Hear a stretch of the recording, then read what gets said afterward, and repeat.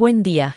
Las referencias bibliográficas y el artículo fuente del editor son accesibles en la descripción, bajo el video. Si desea apoyar la difusión del conocimiento científico, lo invito a suscribirse a este canal de YouTube. Es gratis. Además, por favor, puede hacer clic en el pulgar apuntando hacia arriba. La historia del trasplante de cabeza, una revisión. Abstracto. Hondor. Desde el cambio del siglo pasado, la perspectiva de trasplante de cabeza ha capturado la imaginación de los científicos y el público, en general. Recientemente, el trasplante de cabeza ha recuperado la atención en los medios populares, ya que los neurocirujanos han propuesto realizar este procedimiento en 2017. Dado el impacto potencial de dicho procedimiento, estábamos interesados U200 en aprender la historia de los obstáculos técnicos que deben superarse y determinar si es técnicamente posible realizar dicho procedimiento en los humanos hoy. Método. Realizamos una revisión histórica de la literatura disponible sobre los desafíos técnicos y los desarrollos del trasplante de cabeza. Las muchas cuestiones sociales, psicológicas, éticas, religiosas, culturales y legales de trasplante de cabeza estaban más allá del alcance de esta revisión. Resultados.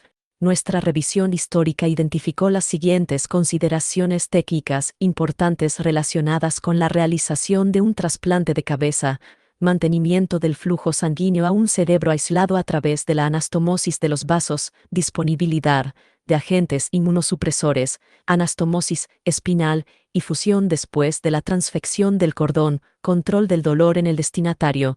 Varios estudios en animales han demostrado éxito en el mantenimiento de la perfusión cerebral receptor y el logro de la inmunosupresión. Sin embargo, actualmente existe evidencia escasa a favor de la anastomosis espinal exitosa y la fusión después de la transección. Si bien las publicaciones recientes de un grupo italiano ofrecen enfoques novedosos para este desafío, la investigación sobre este tema ha sido escasa y depende de los procedimientos realizados en modelos animales en la década de 1970. ¿Qué transferibles son estos métodos más antiguos para el sistema nervioso humano? No está claro y garantiza una mayor exploración. Conclusiones. Nuestra revisión identificó varias consideraciones importantes relacionadas con la realización de un trasplante de cabeza viable. Además de los desafíos técnicos que quedan, hay problemas éticos importantes a considerar, como la explotación de pacientes vulnerables y el consentimiento informado.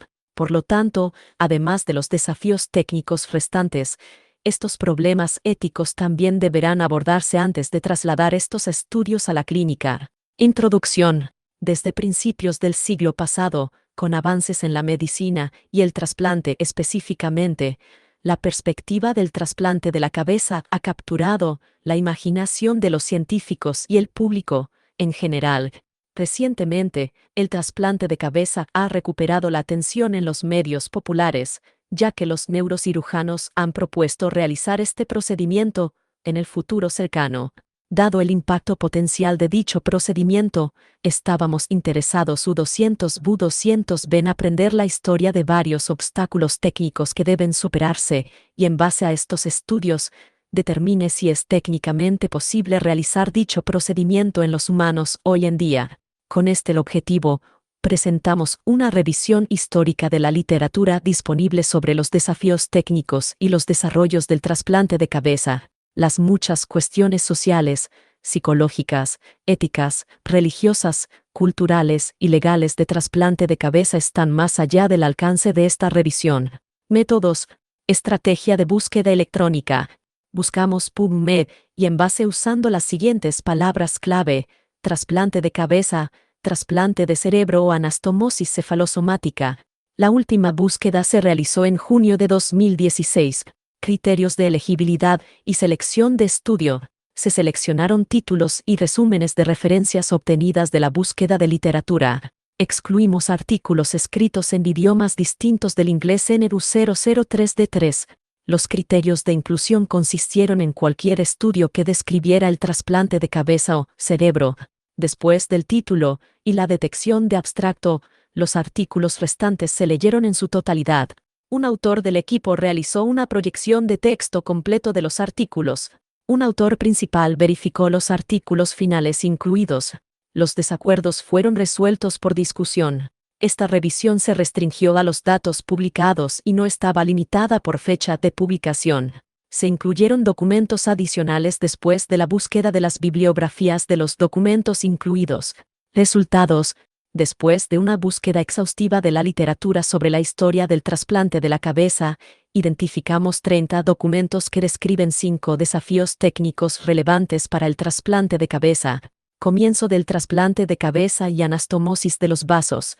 Desde principios de 1900, las personas han discutido la posibilidad de trasplante de cabeza. Sin embargo, la cirugía de trasplante, en ese momento, enfrentó muchos desafíos. Uno de los principales desafíos en la cirugía de trasplante fue la anastomosis de vasos confiable. El desafío que enfrentan los cirujanos vasculares fue cómo cortar y reparar un vaso lesionado, y posteriormente restaurar el flujo sanguíneo sin interrumpir la circulación. El hueso, la plata y el oro, y los injertos de material absorbible se usaban a principios de 1900, pero estos materiales dieron resultados inciertos y variables en los pacientes. Fue el cirujano francés, el Dr. Alexis Carrel, quien cambió estos resultados utilizando un método más confiable para suturar vasos cortados nuevamente. Usó agujas finas y hilos extremadamente delgados como sutura y amplió la abertura de los vasos cortados utilizando 3 suturas de retención para formar una forma triangular. Su método demostró ser efectivo para proteger contra hemorragias y embolias postoperatorias, así como para prevenir las restricciones en el sitio de la sutura. Carrel pudo implementar con éxito esta técnica para la reconstrucción de los vasos y el trasplante de órganos completos, principalmente en procedimientos que involucran la tiroides y el riñón. En 1908, Carrel y el fisiólogo estadounidense, el Dr. Charles Guthrie, realizó el primer trasplante de cabeza de perro. Adjuntaron la cabeza de un perro al cuello de otro perro, conectando las arterias de tal manera que la sangre fluyó primero a la cabeza decapitada y luego a la cabeza del destinatario. La cabeza decapitada estuvo sin flujo sanguíneo durante aproximadamente 20 minutos, y aunque el perro demostró movimientos reflejos auditivos, visuales y cutáneos temprano después del procedimiento, su condición pronto se deterioró y fue sacrificada después de unas pocas horas. Si bien su trabajo en el trasplante de la cabeza no fue particularmente exitoso, Carrel y Guthrie hicieron contribuciones significativas a la comprensión del campo de trasplante de la anastomosis de los vasos. En 1912 recibieron el Premio Nobel de Fisiología y Medicina por su trabajo sobre el trasplante de órganos y órganos. En la década de 1950 se alcanzó otro hito en la historia del trasplante de cabeza en la década de 1950 debido al trabajo del científico y cirujano soviético Dr. Vladimir Demikov. Al igual que sus predecesores, Carrel y Guthrie, Demikov hizo contribuciones notables al campo de la cirugía de trasplante, especialmente la cirugía torácica. Mejoró los métodos disponibles en el momento para mantener el suministro vascular durante el trasplante de órganos y pudo realizar la primera cirugía de derivación coronaria exitosa en perros en 1953. 4 perros sobrevivieron durante más de 2 años después de esta cirugía. En 1954, Demikov también intentó un trasplante de cabeza canina. Los perros de Demikov demostraron más capacidad funcional que los perros de Guthrie y Carrel y pudieron moverse, ver y acelerar el agua. Una documentación paso a paso del protocolo de Demikov publicada en 1959 revela cómo su equipo conservó cuidadosamente el suministro de sangre al pulmón y los corazones del perro donante. Primero, hicieron una incisión en la base del cuello del perro grande, exponiendo la vena yugular, la aorta y un segmento de la columna vertebral. Luego perforaron 2 agujeros a través de la parte ósea de una vértebra y se endurecieron 2 cuerdas de plástico, una roja y otra blanca, a través de cada uno de los agujeros. Luego, él y Demikov, empuñando hábilmente el bisturí, la aguja y el hilo, procedieron con dolores infinitos para explicar los pequeños vasos sanguíneos, dibujando un hilo de hilo alrededor de cada uno a su vez al turno cuando se detuvieron en profundidad. Finalmente, Demikov cortó la columna espinal. Por lo tanto, a pesar de que el resto de su cuerpo había sido amputado de este perro, su cabeza y las patas delanteras aún conservadas y usaron los pulmones y el corazón. Durante la tercera fase del trasplante, los principales vasos sanguíneos de la cabeza de este perro estaban conectados con los vasos correspondientes del perro huésped. El más largo, que cualquier perro sobrevivió a esta cirugía, fue de 29 días, también más tiempo que los perros de Guthrie y Carrel, pero la mayoría murió en unos pocos días.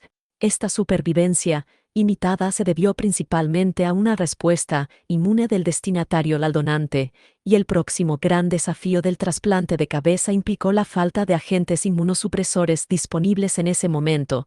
Sin formas efectivas de gestionar las reacciones de inmunegreso entre el donante y el destinatario, el trabajo de Demikov no pudo considerarse en el ámbito clínico para su uso en humanos.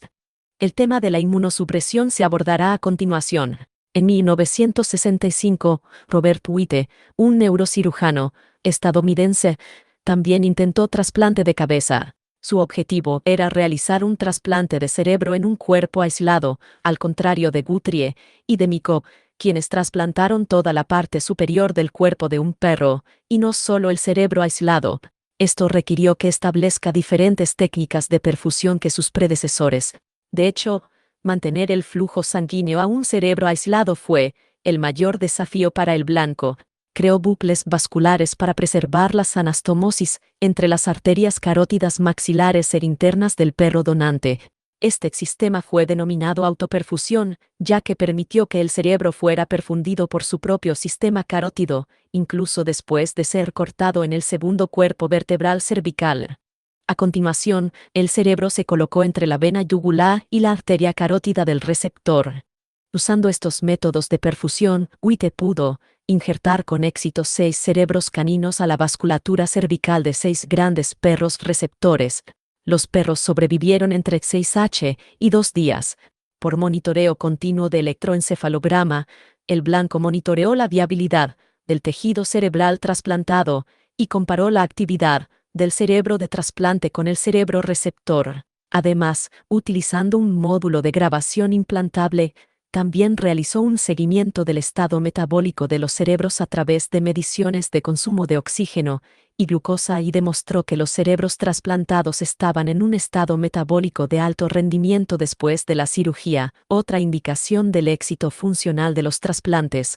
A través de su protocolo de autoperfusión y el seguimiento posterior de la función cerebral, Witte demostró la viabilidad a corto plazo de un cerebro puro, a diferencia de la parte superior del cuerpo.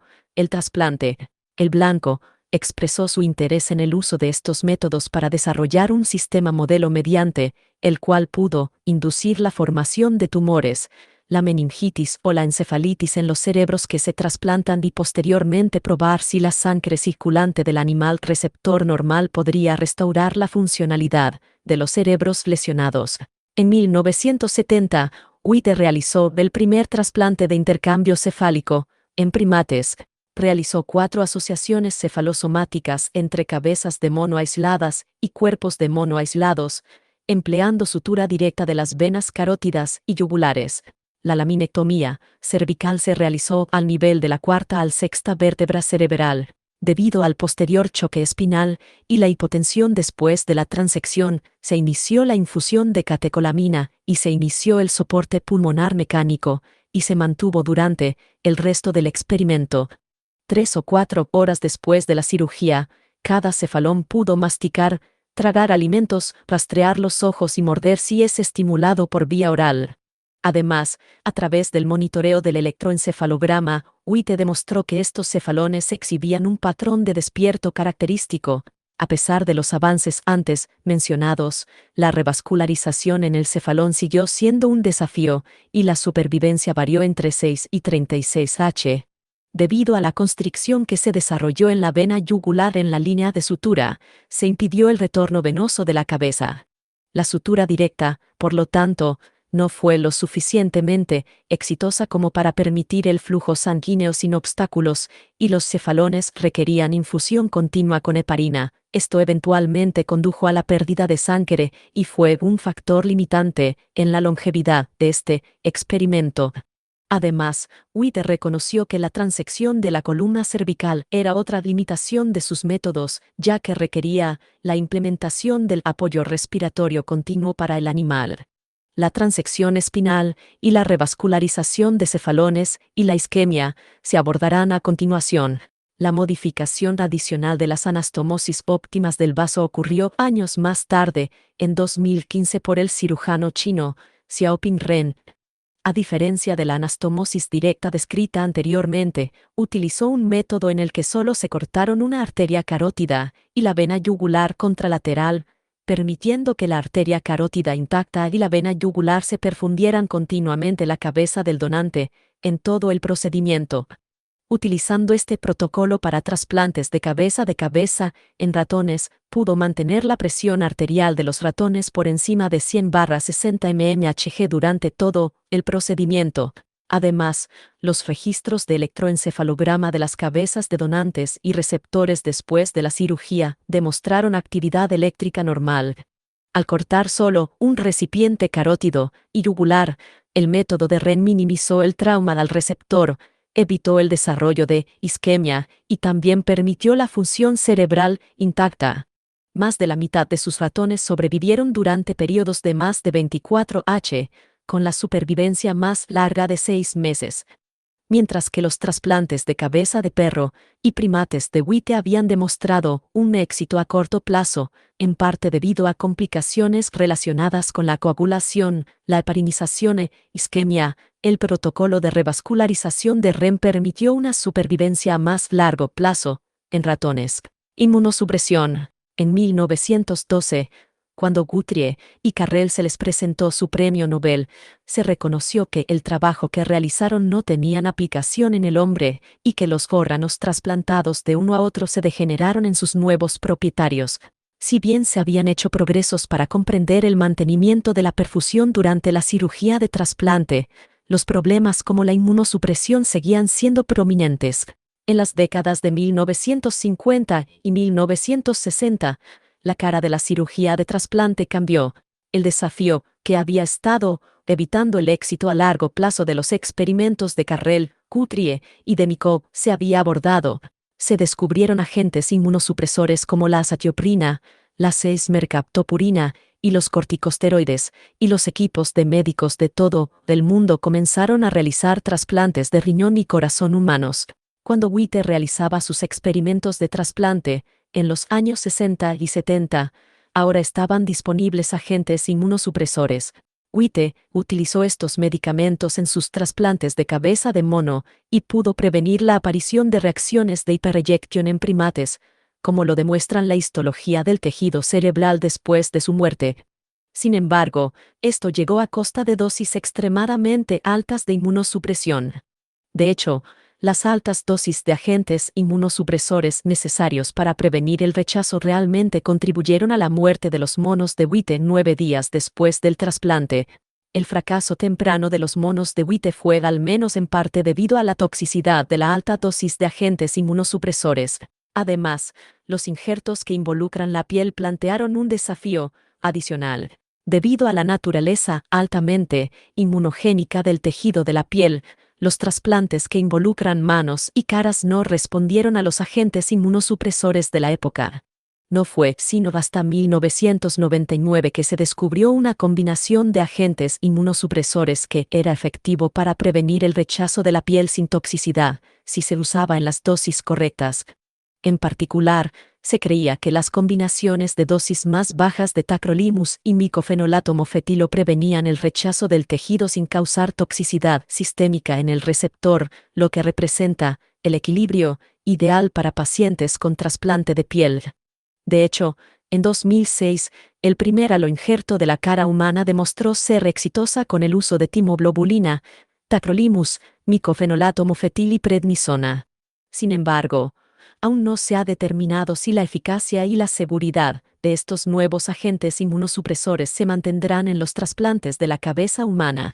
Ren ha destacado que ha sido particularmente difícil estudiar el rechazo inmune en pacientes con trasplante de cabeza debido a su supervivencia a corto plazo. Sin embargo, Él cree que su protocolo de circulación cruzada, que extiende la supervivencia en pacientes con trasplante de la cabeza, permitirá un estudio cuidadoso de las reacciones de rechazo de mediado, inmunomediado, y conducirá a una comprensión de regímenes inmunosupresores óptimos para el trasplante de la cabeza. Anastomosis espinal. Un aspecto adicional del trasplante de cabeza con el que Witte y sus predecesores lucharon fue la fusión de las médulas espinales donorrecipientes.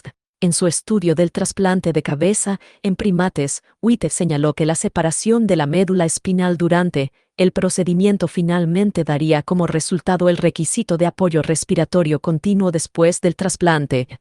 Cómo fusionar con éxito las médulas espinales del donante y el receptor y permitir la ganancia de la función motora no se abordó hasta los experimentos recientes de Ren y el neurocirujano italiano, el Dr. Sergio Canavero. En 2014, Ren ofreció una alternativa al método tradicional de trasplante de la cabeza para transeccionar la médula espinal. Antes de Ren, la transección ocurrió en el nivel C3/C4 y por lo tanto, no preservó el tronco encefálico del donante. Se perdieron la respiración y la circulación independientes y se necesitaban máquinas de soporte vital. Esta fue una limitación severa que Witte reconoció en sus experimentos de primates. Por el contrario, al realizar trasplantes de cabeza de ratón que mantenían la integridad del tronco encefálico del donante, el animal donante de Ren podría respirar por su cuenta después del trasplante. La utilización de Ren de un sitio de transección por encima del tronco encefálico, por lo tanto, se ofreció promesa para la respiración independiente del donante y los tiempos de supervivencia más largos en comparación con las transecciones tradicionales C3/C4 realizadas por Witte y aquellos antes que él.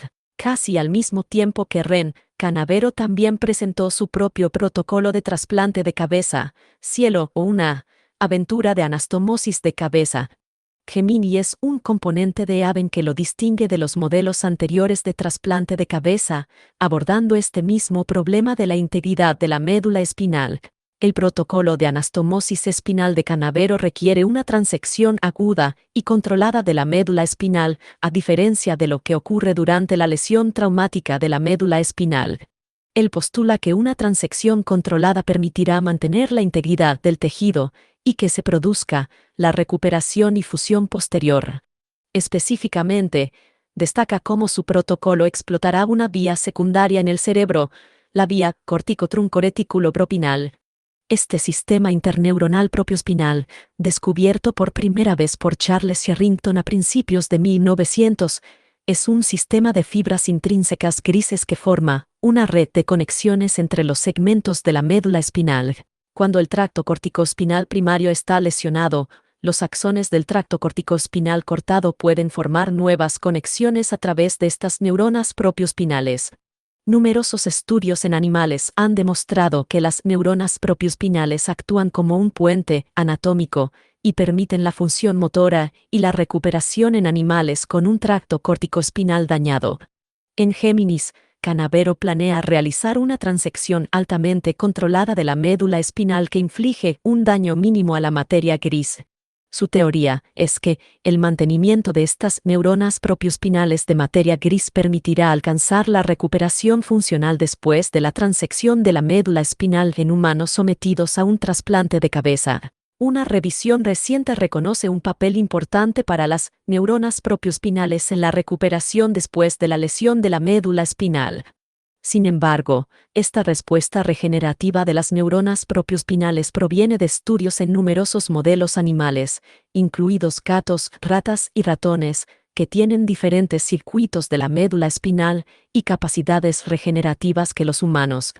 Por ejemplo, los autores de esta revisión describen un experimento clásico, en el que los gatos se sometieron a la transección de la médula espinal a nivel lumbar. Sorprendentemente, estos gatos con columna vertebral pudieron recuperar el paso de las extremidades traseras que soportan peso que se parecía mucho al patrón de caminata felino normal.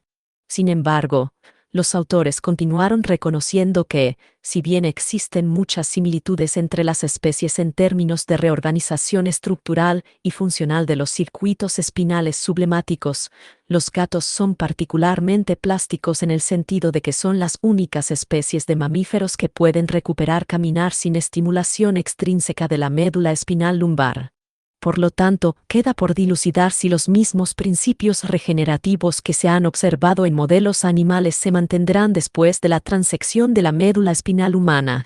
Sin embargo, debe tenerse en cuenta que también se han intentado experimentos similares con primates.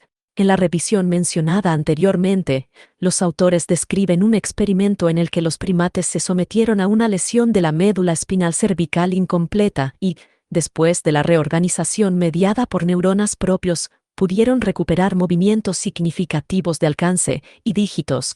Aún así, los autores reconocen que el mecanismo preciso por el cual las neuronas propioespinales conducen a volver a cablear después de una lesión no está claro.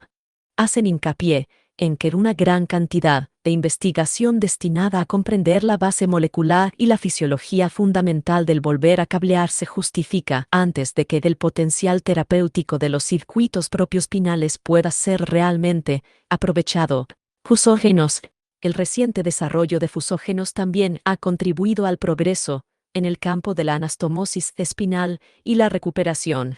Los fusógenos se refieren a los polímeros, como el polietilenglicol, los poloxamadores y las poloxaminas, que tienen la capacidad de fusionar las membranas de las células.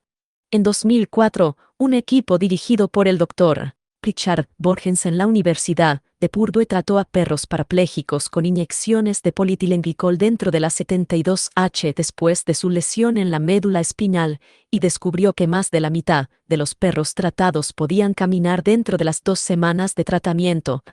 Es de destacar que el propio Borgens declaró que, si bien los resultados de su estudio demostraron que el polietilenglicol podría ofrecer un beneficio claro a los perros con lesión aguda de la médula espinal, existen diferencias significativas entre las médulas espinales caninas y humanas que deben abordarse antes de que esta terapia pueda alcanzar el reino clínico humano.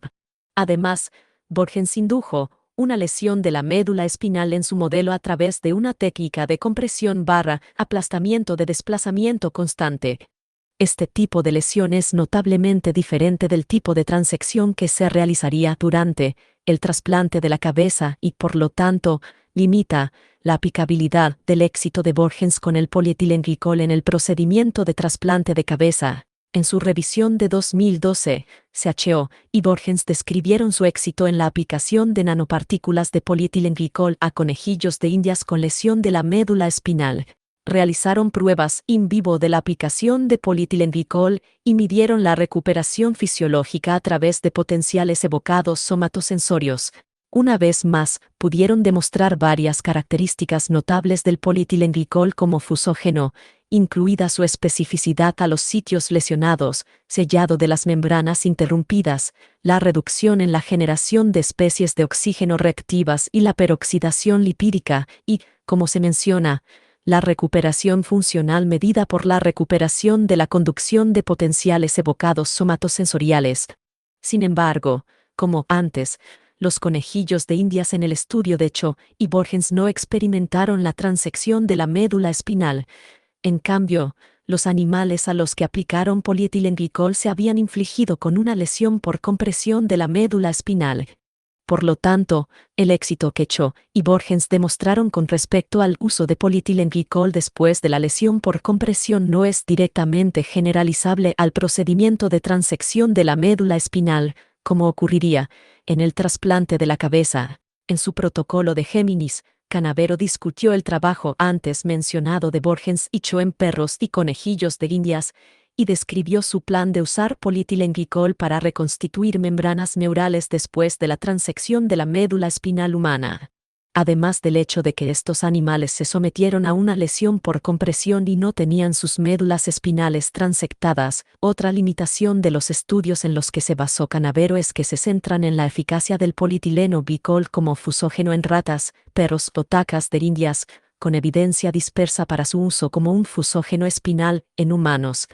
Si bien se ha completado con éxito una prueba de seguridad, de fase 1 que utiliza polietilenglicol en voluntarios humanos no lesionados, se puede justificar una mayor exploración y pruebas antes de que el polietilenglicol se pueda aplicar a los humanos lesionados. En un editorial reciente sobre su protocolo de Géminis, Canavero propuso que, además de los fusógenos, la estimulación eléctrica también se puede utilizar para acelerar la recuperación de las neuronas cortadas durante la transección de la médula espinal. Citó la aplicación clínica exitosa de la estimulación de la médula espinal en humanos con lesión de la médula espinal. Sin embargo, uno de los estudios a los que hizo referencia describe a 3 pacientes con lesión crónica e incompleta de la médula espinal que estaban ambulando con dispositivos de asistencia antes de la estimulación. También hizo referencia a la eficacia de la estimulación de la médula espinal en el accidente cerebrovascular y la rehabilitación de lesiones neuronales. Sin embargo, estas lesiones del paciente no reflejan las que seguirán la transección aguda de la médula espinal que ocurriría durante un trasplante de cabeza humana. Por lo tanto, al igual que con los fusógenos, se debe realizar más estudios para comprender cuán segura y efectiva podría ser la estimulación de la médula espinal después de la transección de la médula espinal, en particular, revascularización, neuroprotección, isquemia cerebral. Como se describe en la sección anterior sobre la anastomosis de los vasos, la ejecución de los trasplantes de cabeza de Rennes et al. 2015, en ratones tuvo éxito en mantener el flujo sanguíneo al cerebro receptor durante todo el procedimiento. La clave en este experimento fue que el cerebro del animal receptor fue perfundido por el flujo sanguíneo de la arteria carótida del animal donante a través de una conexión con una de sus propias arterias carótidas. Además, la sangre se drenó en la vena yugular interna del donante a través de la vena yugular interna del destinatario. Este enfoque de circulación de la cruz carótida yugular permitió la perfusión ininterrumpida del tejido cerebral del receptor y, por lo tanto, evitó el desarrollo de isquemia cerebral. Sin embargo, cuando el trasplante de la cabeza se realiza en humanos, Rennes et al.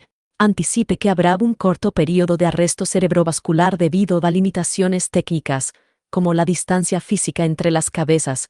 La hipotermia inducida es un tratamiento neuroprotector ampliamente utilizado en pacientes con paro cardíaco, accidente cerebrovascular y encefalopatía isquémica hipóxica. En los primeros experimentos de Witte et al. En monos, implementó una hipotermia profunda inferior a 25 grados centígrados para proteger el cerebro trasplantado durante los periodos isquémicos del procedimiento.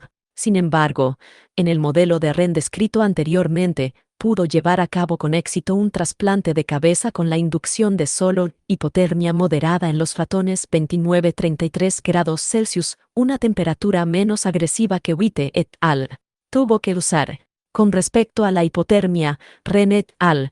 Reconoció que el momento óptimo para el enfriamiento aún no se ha establecido. Sin embargo, no pensaron que sería motivo de preocupación en el protocolo de anastomosis cefalosomático propuesto por su equipo, ya que el cuerpo de muerte cerebral del donante no sufriría hipotermia, y el cuerpo del receptor si bien puede sufrir las complicaciones de la hipotermia, como las bradicardias, la hipotensión y la trombosis, no sería de consecuencia, ya que su cuerpo finalmente se descartaría. Además de la optimización de la hipotermia, también ha habido investigaciones explorando agentes farmacológicos para preservar la función cerebral después de la isquemia procesal. Por ejemplo, el Pertoran, un compuesto orgánico fluorado que transfería gas, se ha utilizado como sustituto de la sangre durante la hipotermia y se demostró que ofrece una neuroprotección sustancial y el mantenimiento de la oxigenación cerebral en un ensayo aleatorizado de 50 pacientes. El sulfuro de hidrógeno también puede ser un candidato para su uso en la anastomosis cefalosomática debido a su papel potencial como gas neuroprotectante. Sin embargo, hasta ahora, ningún estudio clínico ha demostrado su efectividad en pacientes con isquemia cerebral. Por lo tanto, mientras que la circulación cruzada de Rennes et al. Y el protocolo moderado de hipotermia han demostrado ser efectivos para evitar la isquemia cerebral en el trasplante de la cabeza de los ratones, es necesario realizar más investigaciones sobre su aplicación sobre humanos, así como la seguridad adicional ofrecida por los agentes neuroprotectores. Control del dolor. Un problema que no fue abordado por los primeros investigadores de trasplante de cabeza, probablemente porque realizaron experimentos en ratones y primates, era el dolor. Canavero et al. Publicado un artículo este año que reconoce el desarrollo del dolor como una posible complicación postoperatoria después del trasplante de cabeza. Sugieren que el dolor neuropático central podría tratarse a través de una lesión selectiva en la sustancia blanca subparietal que se dirige al componente sensorial del dolor crónico. A través de una ecografía enfocada en alta intensidad, creen que pueden minimizar el sangrado, participar en el monitoreo en tiempo real y evitar el daño colateral. Este procedimiento sigue siendo muy experimental, sin estudios clínicos que demuestren que esto realmente aliviaría los síntomas del dolor neuropático central. De hecho, como señala el autor, se justifica una investigación adicional antes de una posible aplicación para el dolor neuropático central posterior al trasplante. Consideraciones futuras. Se han realizado experimentos de trasplante de cabeza durante más de un siglo, comenzando con perros en 1908 y extendiéndose a los modelos de primates en la década de 1970. En las últimas décadas, las mejoras en la cirugía vascular, los agentes inmunosupresores y la recuperación de la médula espinal tienen un entusiasmo reavivado por posibles trasplantes de cabeza humana. Múltiples comunicados de prensa confirman que el autor de la mayoría de los estudios recientes sobre el trasplante de la cabeza tiene la intención de avanzar con el primer trasplante de cabeza humana, en diciembre de 2017. Fue citado diciendo, ya hemos demostrado todo lo que tuvimos que probar. Nuestra revisión histórica identifica varias consideraciones importantes relacionadas con el desempeño de un trasplante de cabeza viable, incluido el mantenimiento de la perfusión del sistema nervioso central, la anastomosis y la fusión espinal, y el control del dolor. Las publicaciones recientes difieren de las publicaciones anteriores, ya que proponen técnicas que permitan el mantenimiento de la médula espinal y la función del tronco encefálico después del trasplante, esencial para la viabilidad a largo plazo y la autonomía del humano receptor. Sin embargo, como se detalló anteriormente, las investigaciones recientes en este campo han sido escasas, dominadas por un solo grupo y, en parte, depende de los procedimientos realizados en perros, ratones y monos rhesus en la década de 1970. Que transferibles, los métodos de Carrel, Guthrie, Demikov, Witte y compañeros de trabajo no están claros para el sistema nervioso humano, y garantiza una exploración elaborada antes de que incluso consideremos ofrecer a los humanos este procedimiento. Por lo tanto, a pesar del progreso realizado desde los primeros experimentos en 1908, quedan algunos desafíos técnicos importantes. Además de los desafíos técnicos, también hay problemas éticos importantes a tener en cuenta antes de embarcarse en un procedimiento como este. Estos incluyen preguntas como, ¿cómo cambiaría un trasplante exitoso el significado de la identidad humana? Si bien la literatura y los medios se refieren a este procedimiento como un trasplante de cabeza, es realmente un trasplante de cuerpo, en el que del cerebro de una persona recibe un nuevo cuerpo. La pregunta entonces se convierte en, ¿cómo reaccionarán los pacientes que emergen de un procedimiento de cambio de vida a tener un nuevo cuerpo para controlar y asociar con su identidad? Estos son problemas complejos que justifican una exploración adicional. Además de los desafíos técnicos, estos problemas deberán abordarse antes de hacer la transición de estos estudios a la práctica clínica. Cumplimiento de los estándares éticos. Financiación. No se recibieron fondos para esta investigación. El patrocinador no tenía ningún papel en el diseño o conducta de esta investigación. Conflicto de intereses. Todos los autores certifican que no tienen afiliaciones o participación en ninguna organización o entidad con ningún interés financiero como honorarios, subvenciones educativas, participación en oficinas de oradores, membresía, empleo, consultoría, propiedad de acciones u otros intereses de la equidad, y testimonios de expertos o creencias de expertos, o no financiaciones de conciencias en el conocimiento de la materia, con cantos en los conocimientos de la materia o la patente de las patentaciones, las conscienzas, los concantos, los conocimientos de la materia, las conscienzas en el conocimiento, los concantos, los concantos, los concantos en el conocimiento de las creencias, o materiales discutidos en este manuscrito. Experimentos en animales. Este artículo no contiene ningún estudio con participantes humanos o animales realizados por ninguno de los autores. Acceso abierto. Este artículo se distribuye bajo los términos de la licencia internacional Creative Commons Attribution 4.0, que permite el uso, distribución y reproducción sin restricciones en cualquier medio, siempre que otorgue el crédito apropiado a los autores originales y la fuente proporcione un enlace a la licencia Creative Commons e indique si se hicieron cambios,